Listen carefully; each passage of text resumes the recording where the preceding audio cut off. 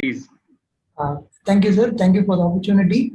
So I'm going to talk on interconnecting the ophthalmic gadgets at fingertips, especially during the pandemic, for a safe and effective practice. Could you share screen, please? Sir, I'm using green mat, sir. So when I speak, my screen will be there, sir. Just they need to pin me down. Okay. Can I assume, sir? Yeah, sure. Go ahead. Yes, yes. So interconnecting the gadgets with the local area network for safe and effective practice, which was recently published by us in the Indian Journal of Ophthalmology. So when this COVID-19 happened, we really had to innovate ourselves to bring our practice forward. So how did we go about it? The inception of it, the setting up the network, and then the impact in telemedicine, and what are the advantages of this wireless network over the electronic medical records, and the economics factor. So when COVID-19 happened in India, we had to think out of the box. And first what we did was bring all the ophthalmic gadgets under a common roof, especially in our waiting area, and created a transparent acrylic barrier so that we wanted to prevent the patient's movement inside the hospital premises to avoid too much of movement, and also to provide a safe barrier for the doctor as well as the paramedical staff. All the instruments needed for athletic setup were brought under a common roof, and then you can see a headrest where there is opening present in front of the machinery, and there was comfortable leg rest for the patients to keep them during the test. Just like the Marvel Infinity Stones, when wielded, yields tremendous amount for the wearer. Similarly, interconnecting all the ophthalmic gadgets, our Infinity tools, at our PC desktop will give every data of the patient at our fingertip. So that was the concept behind it.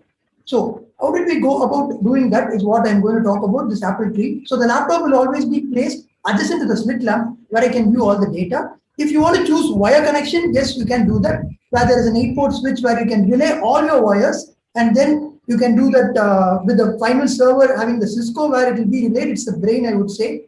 Whereas you can also go for wireless connection also. That's also possible.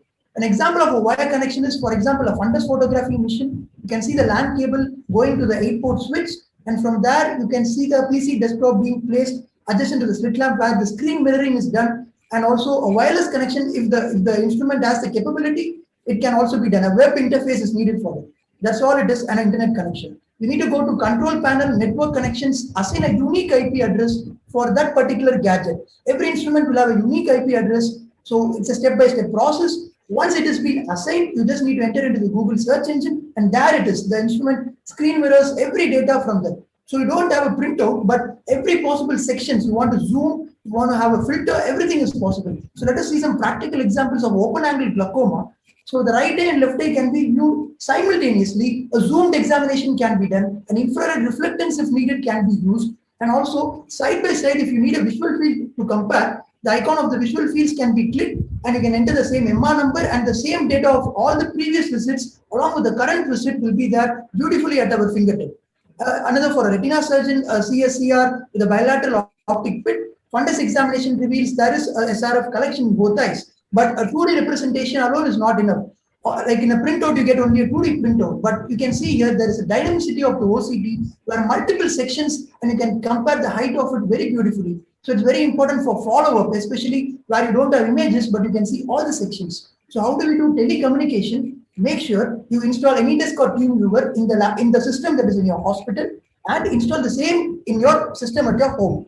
Now that's it. You can mirror your system from your home to the hospital. So being a cataract surgeon, even a mature cataract patient's file, such as a B-scan file, can be put into the hospital system.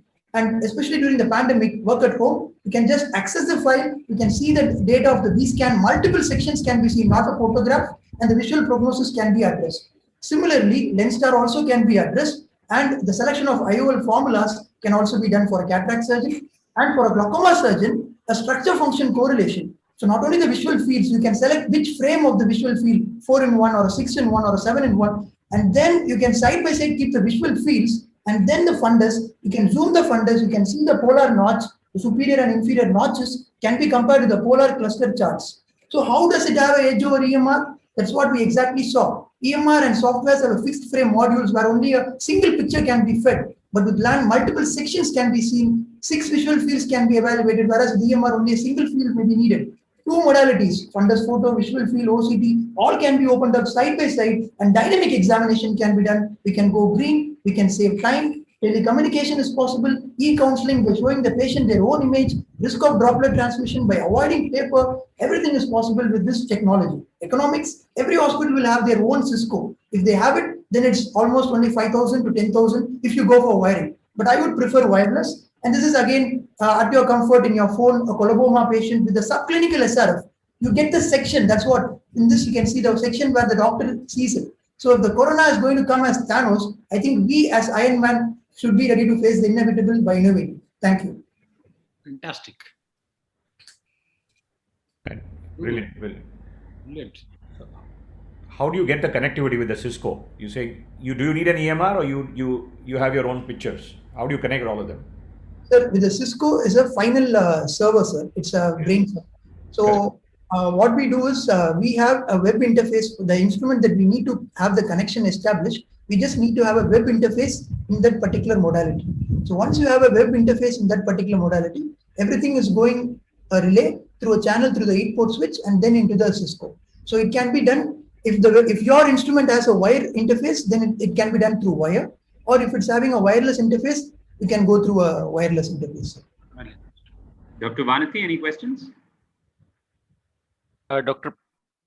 Prasanna, just one question. Can I ask, Dr. Rohit? Yeah, sure, Dr. Saurabh. Yeah, you have shown the IDON fundus camera. It has that interface which is provided free of charge.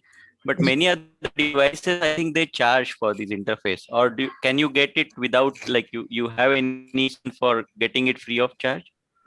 Sir, personally, no financial disclosure. Along with EDON, even Lens, I'm using no financial disclosure. So Lenstar, they don't charge, sir, for the EDON interface. I don't think many persons do it. But I'm not aware of the charging point of view, sir. But even if they do, even if you request them, I think they are allowing us the leeway of. Dr. Vanathy, please.